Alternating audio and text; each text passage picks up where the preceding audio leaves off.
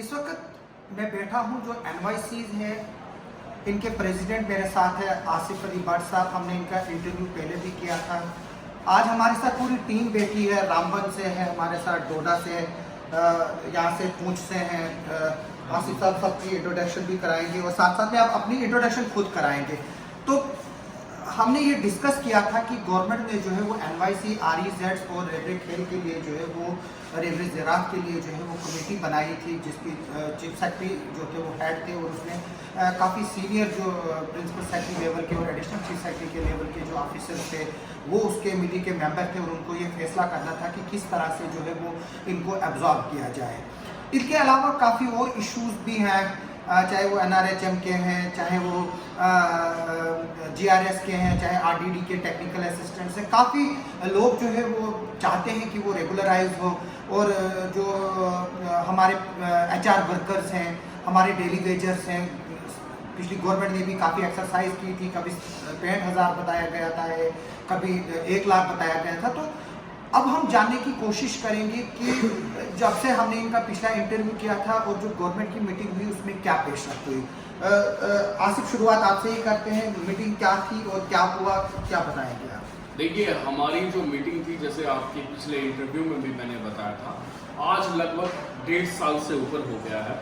जो NYCs के लिए रेवरे खेल, रेवरे जंगलात के लिए और रेवरे ज़रात के लिए कमेटी बनाई गई थी और ये मुझे लग रहा है गवर्नमेंट का एक वेलकम स्टेप है। हम इसको मानते हैं कि हमारी जो उस कमेटी की जो मीटिंग की गई तो हमें उससे उम्मीद, एक हमारे पूरे NYC साथियों को या बाकी जो कैटेगरीज थी उसमें एक उम्मीद की किरण नजर आई है कि आखिरकार गवर्नमेंट ने उस पर एक इनिशिएटिव लिया है इसको आगे प्रोसीड करने के लिए। तो हम इसके लिए गवर्नमेंट के शुक्रगुजार हैं और हम उम्मीद करते हैं लेफ्टिनेंट गवर्नर साहब से, चीफ सेक्रेटरी साहब से और हमारे जो प्रिंसिपल सेक्रेटरी हैं आलोक कुमार जी, उन्होंने काफ़ी ज़्यादा, या हमारे एडवाइज़र साहब हैं फारूक खान साहब, क्योंकि उन्होंने हमें टाइमली एश्योर भी किया है और हमें उनसे उम्मीद है और भी जितने कमेटी के मेंबर्स हैं कि वो इसको जेन्युइन अगर डिमांड मानते हैं और माना भी है, तो हम चाहते हैं कि अब जल्दी ही इसके बारे में कोई डिसीजन लिया जाए, एक रिलीफ जो है वो यूथ को मिला जाए। बाकिर भी हमारे साथ है। बाकिर, आप पूछते हैं, आप काफ़ी नजरें रखते हैं और एसोसिएशन के काफ़ी इंपॉर्टेंट मेंबर हैं आप। मीटिंग के लिए क्या खबरें निकल कर आई, हुआ क्या है अंदर? अभी मतलब पता नहीं चल रहा है कि हुआ क्या। सिर्फ आपकी नजरें नहीं, रेवरे ज़रात की नजरें हैं, रेवरे खेल की नजरें हैं, मैंने बताया कि डेली वेजर्स की नजरें हैं, HR वर्कर की नजरें हैं कि कब वो रेगुलराइज होंगे। कमेटियां तो बन रही लेकिन हो नहीं रहा है। कुछ पता चला अंदर से क्या हो गया है? आसिफ साहब, जहाँ तक हमारी एक नॉलेज का सवाल है, क्योंकि ये एक हाई पावर कमेटी थी जिससे ये मीटिंग की है, इसको एडमिनिस्ट्रेटिव काउंसिल में जाना है, इसके जितने भी जो उन्होंने फाइंडिंग्स की हैं जो, लेकिन हमारी जो डिमांड थी वो है लीगली जस्टिफाइएबल सर्विस काम, लीगली जस्टिफाइएबल रेट्स, क्योंकि इससे पहले जो फैसले हुए हैं वो चीज़ें कहाँ से ड्राइव की गई है ये सरकार को ही पता है। लेकिन अब हम ये चाहते हैं कि उन चीज़ों को लीगली जो है वो जस्टिफाइएबल चीज़ों को लाया जाए इसमें, और कॉन्स्टिट्यूशनली जो चीज़ें ड्राइव की हैं वहाँ से उसकी ड्राइव करके हमें चीज़ें दी जाए, ताकि वन जो है टाइम सोल्यूशन जो है इस पूरे केस का हो सके और रोज रोज ये हमें रोड पे जाने के लिए मजबूर ना होना। जो अंदर से खबर निकल कर आई है कि जो मेरे सोर्सेज है उन्होंने मुझे ये बताया कि जो फाइनेंशियल इम्प्लीकेशंस है वही गवर्नमेंट के आड़े आ रही। हालांकि जब यूनियन टेरिटरी को जम्मू कश्मीर को कन्वर्ट किया गया था और 370 और 35A यहाँ पर हटाया गया था, तो उस वक्त गवर्नमेंट के पार्लियामेंट में दावे थे कि जो फाइनेंशियल इम्प्लीकेशन जम्मू कश्मीर में होती है वो अब नहीं रहेंगी। जो बैगिंग बोल लेकर, यानी कि जो कशकोला लेकर, जो मैंने पिछले 20 सालों से जो है वो असेंबलीज कवर करता आ रहा हूँ और हमेशा मैंने पॉलिटिशियंस को सुनते हुए देखा है कि दिल्ली अब कशकोला लेकर जाना नहीं पड़ेगा। वो कशकोला अभी भी खाली है। मेरे साथ यहाँ से हैं, डोडा से हैं, आपका नाम? जी, जाफर बशीर। जाफर, क्या बताएंगे आप, क्योंकि जो खबर मिल रही है फाइनेंशियल इम्प्लीकेशन से? जी, मैं डोडा से हूँ, जाफर बशीर वाली, डिस्ट्रिक्ट प्रेसिडेंट डोडा में हमारे लोग जो है 305 के आसपास काम कर रहे हैं डिफरेंट डिपार्टमेंट्स के अंदर। देखो, हमारे लोग जो है 10 साल से डिफरेंट डिपार्टमेंट्स में काम कर रहे हैं, लेकिन 25 जॉब पे काम कर रहे हैं। लेकिन अगर हमारे लोग कोविड में आगे रहे, हेल्थ में काम किया, आरडीडी में काम किया, एजुकेशन में जो है ऑनलाइन क्लासेस ली, अगर हमारे लोग दिन रात इस एडमिनिस्ट्रेशन के साथ हैं, इस गवर्नमेंट के साथ हैं, जम्मू कश्मीर की यूटी की गवर्नमेंट के साथ है, और हमारे लोग बहुत सारे ऐसे हैं जिन्होंने अपनी जान गंवाई इस कोविड में, लेकिन हमारे लिए लोग हम हर जगह जो है एडमिनिस्ट्रेशन के साथ साथ रहते हैं, लेकिन गवर्नमेंट की तरफ से हमेशा हमें 2010 से और टिल डेट तक जो है सिर्फ 2500 रुपये जो है दिया जा रहा है। लेकिन हम चाहते हैं, हम ये चाहते हैं कि अगर हम लोग दिन रात परमानेंट एम्प्लॉय की तरह काम करें, हम चाहते हैं कि हमारी भी फैमिलीज है, हमारे भी बच्चे हैं, और आज के टाइम में 2500 रुपये पे क्या होता है। जी बिल्कुल, आपने बहुत सही कहा है, क्योंकि इसमें सुप्रीम कोर्ट की जजमेंट्स हैं, जो लेबर लॉज हैं वो कहीं ना कहीं इम्प्लीमेंट होते हैं। अगर आपको डिले हो रहा है रेगुलराइज करने में, कम से कम जो मिनिमम वेजेस एक्ट है उसके तहत जो है वो मिलनी चाहिए। क्योंकि मैं बताऊंगा आसिफ, जब हमने आपका इंटरव्यू किया था उसी के बाद गवर्नमेंट हरकत में आई, और उसके बाद जो है वो ये सारा सब कुछ देखने को मिला जो मीटिंग हुई। तो आपको क्या लग रहा है, आप क्यों नहीं एक प्लेटफॉर्म पे? देखो आप इस वक्त, मैं पिछले 20 दिन से देख रहा हूँ, आप कोर्टरूम में भटक रहे हैं, आप एक कमरे में 4 बैठे हुए हो, आप जो है वो गुजारा कर रहे हैं। यहाँ पर काफ़ी पैसा लगता है जब आप जम्मू जैसी जगह पर बैठोगे या श्रीनगर जैसी जगह पर बैठोगे। तो क्या लग रहा है, क्या आपको उम्मीद है, क्या होगा? क्या बिल्कुल हमें उम्मीद है, मैं इसीलिए, मगर मैं आपको थोड़ा सा करेक्ट करना चाहूँगा, हम मिनिमम वेजेस नहीं चाहते। क्यों नहीं चाहते? क्योंकि अगर गवर्नमेंट भी मानती है कि हम एक अलग कैटेगरी है, अगर हम 520 में थे, अगर हमें लेबर कैटेगरी में गिना होता तो हमें मिनिमम वेजेस दिया होता।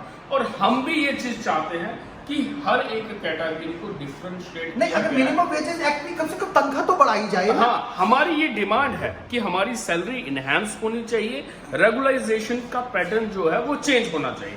उसके लिए आप देखिए, जैसे ही हमारी पिछले एलजी साहब से भी बात हुई थी, एडमिनिस्ट्रेशन लेवल पे हमारी आपसे 4 एलजी से बात हुई है, वो तो मैं देख रहा हूँ, अब इस एलजी से भी हुई होगी। अभी इनसे भी हमने अप्रोच की उनसे मिलने की, मगर अभी हमारी उनसे बात नहीं हुई है। बट हमने कम्युनिकेशन डाला है, अपनी रिप्रेजेंटेशन उन तक पहुंचाई है, टाइम भी उन तक पहुंचाई है, और हमने उन्हें बोला है कि अब इसका टाइम आ गया। आप देखिए कोविड के टाइम पे भी हम नहीं चाहते कि हर मसला जो है वो रोडों पे हल हो।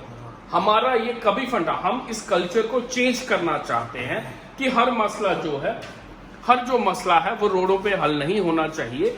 इसके लिए एक बातचीत का रास्ता हमने हमेशा चुना है। हम आज भी चाहते हैं कि बातचीत से इसका हल निकले, और गवर्नमेंट एक ऐसे प्रोसेस से सामने आए जिसमें हर किसी को रिलीफ मिले। देखो, मुझे एक बात समझ नहीं आ रही है कि आरईटीज ने फाइट की और वो रेगुलराइज है, अब थर्ड टीचर भी रेगुलराइज है, तो आपका और आरईटीज का मसला क्या डिफरेंट है? जब उनको रेगुलराइज किया गया तो आपको क्यों नहीं किया गया? क्योंकि आप भी उनसे ज्यादा क्वालिफाइड हैं। देखिए, वही हम कहते हैं, हमने भी यही डिमांड की है कि आरईटी पैटर्न पे हमारा मसला हल किया जाए, क्योंकि हमारा सिलेक्शन प्रोसेस सेम था, हमारी रिक्रूटमेंट उसी प्रोसेस से हुई है। बाकायदा हमें डीसी साहब जो थे उस टाइम के चेयरमैन थे जब हमें लगाया गया था। तो हमारी भी यही डिमांड है कि हमें उसी तरीके से रेगुलाइज किया जाए, और अपना मसला, हमारा जो मसला है हमने उन तक पहुंचाया। और हमें उम्मीद है कि एलजी साहब से कि वो इसमें ज़रूर कुछ ना कुछ इनिशिएटिव लेंगे, और यूथ की बात की जाती है, यूथ के दर्द को समझा जाए। हमारे साथ अशफाक मुगल भी है जो राजौरी से हैं। राजौरी एक बहुत बड़ा डिस्ट्रिक्ट है, 19 ब्लॉक है राजौरी में, 7-8 लाख पॉपुलेशन भी है वहाँ पर। और आप राजौरी जो है पिछले दिनों कोविड में काफ़ी जो है वो सबसे ज़्यादा हिट रहा है, तो आप भी कोविड की ड्यूटी में रहे, तो क्या प्रॉब्लम्स है आपके लोगों की, खासतौर पर जो लड़कियां हैं आपकी फैमिलीज हैं, आपके बच्चे हैं, तो क्या बताएंगे आप? सर, सबसे पहले मैं आपको ये बताना चाहता हूँ कि लास्ट हमारी यहाँ पे कोविड ड्यूटी के दौरान हमारे एक साथी की जान भी चली जाती है। तो कहीं ना कहीं जितने भी हमारे लोग हैं वो इस चीज़ की परवाह नहीं कर रहे हैं। हालांकि हमें एक लिटिल अमाउंट पे काम करना पड़ता है, लेकिन हम इस चीज़ की भी परवाह नहीं कर रहे। लेकिन इस सब कुछ इतना होने के बावजूद भी हम गवर्नमेंट से फिर बार बार इस चीज़ की अपील कर रहे हैं कि हम इस चीज़ के लिए मतलब हम हकदार हैं इस चीज़ के। जैसे आरईटी वालों की अभी आप बात कर रहे थे, उन बेचारों ने भी 5-6 साल इतना मतलब मेहनत और मशक्क़त की, इतनी मुश्किल दौर देखा, लेकिन उनको भी बाद में गवर्नमेंट ने एक पॉलिसी के तहत रेगुलाइज किया। इसी तरह से हम भी चाहते हैं कि हम 10 साल तक इतना लंबा इंतज़ार, इतना लंबा समय हमने बिताया, इस गवर्नमेंट को दिया, आखिर हमारा भी जो मतलब एक जिम्मेवारी है, ये गवर्नमेंट की जिम्मेवारी है। तो गवर्नमेंट को इस जिम्मेवारी, इस रिस्पॉन्सिबिलिटी को समझना चाहिए।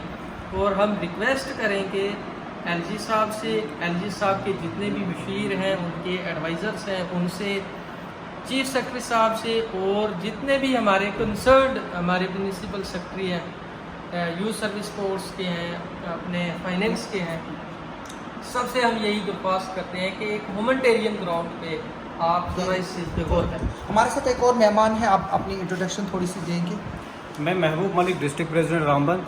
महबूब मलिक साहब, रामबन भी हाईवे पे रहा है, हाईवे पे जो है वो ड्यूटियां भी आपकी लगी, हर जगह ड्यूटी लगी है, ट्रांसपोर्ट में है, एजुकेशन में है, आरडीडी में है, फूड सिविल सप्लाईज में है। आपके लोग जो है वो जब फ्री राशन कोविड में बांटा जा रहा था तो वो भी साथ साथ थे।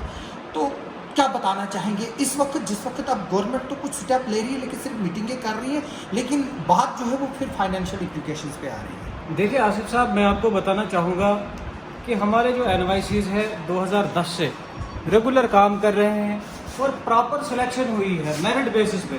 हमारे NYCs PhD, MPhil, MAd, B.Ed, PG graduate से कम कोई है ही नहीं।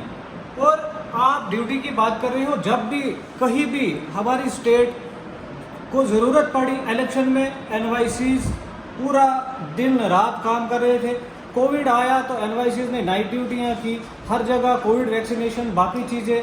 अब ट्रैफिक में हमारे लड़के हैं तो पुलिस में एक लड़के ने शहादत पाई, वो भी ट्रैफिक हादसे में शिकार हुआ। उसके बाद कोविड में हमारे 2 भाई शहीद हुए। तो मुझे समझ नहीं आ रहा है अब गवर्नमेंट हमसे इससे ज़्यादा क्या इम्तिहान लेना चाहती है। हम दिन रात काम कर रहे हैं, जहां हमें भेजा जाता है, इलेक्शन होता है तो इलेक्शन में हमारी ड्यूटीज़, चाहे वो काउंटिंग के लिए हो, चाहे वो पोलिंग स्टेशनों पे हो, जहां कोई नहीं पहुंचता है, दूर दराज इलाकों में, वहां NYCs पहुंचते हैं। तो लेकिन मुझे समझ नहीं आ रहा है कि हमारे साथ ये इनजस्टिस क्यों है। आसिफ, जैसे महबूब ने बताया कि आपके 2 साथी जो है वो शहीद भी हुए, एक सड़क हादसे में और 2 कोविड में, क्या उनको कुछ मिला? और मैं आपके क्लोजिंग कमेंट चाहता हूँ कि अब आगे क्या रास्ता दिख रहा है आपका इस मीटिंग के बाद, जिसमें फिर से जो है वो डिले हुआ, क्योंकि अगर गवर्नमेंट ने कोई डिसीजन लिया होता तो सब चीज़ें सामने आई होती। देखिए, मैं आपको बताऊंगा, बिल्कुल हमारे कई साथी थे जिन्होंने ड्यूटी को अंजाम देते देते जो शहीद हो गए, मगर गवर्नमेंट की तरफ से कुछ भी नहीं दिया गया। हमने टाइमली गवर्नमेंट को इसके लिए इंटीमेट किया, उनको बताया कि कम से कम उनके फैमिली में से आज भी हम ये डिमांड करते हैं, अगर कोई ड्यूटी को अंजाम देते देते इस दुनिया से रुखसत हो गया, उसको हम शहीद कहेंगे, तो उसके लिए भी गवर्नमेंट की रिस्पॉन्सिबिलिटी है। क्योंकि अगर सबके लिए, आप देखिए कोविड की ही मैं आपको बात करूंगा, तो रिसेंटली सबके लिए आप जैसे जानते हैं कि कोविड में जिनको भी अगर कोविड हो जाता है या कोविड में किसी की डेथ हो जाती है, खुदा न खास्ता किसी की डेथ हो जाती है, तो उनके लिए एक अमाउंट रखा गया था, मगर NYCs को, बाकी लोगों को उसमें नहीं रखा। मेरी गवर्नमेंट से रिक्वेस्ट है कि उनको जो है वो कंपनसेशन दिया जाए जिस तरह से डॉक्टर्स को दिया गया है। और मेरी ये भी रिक्वेस्ट है कि गवर्नमेंट से कि जो भी कोविड की वजह से NYCs मरे हैं या कोई और एम्प्लॉय मरा है, चाहे वो GRS हो, चाहे NHM डॉक्टर, उनमें को जो है वो SRO 43 में जो है वो उनको जगह मिले और उनके परिवार वालों को जो है वो नौकरी मिले।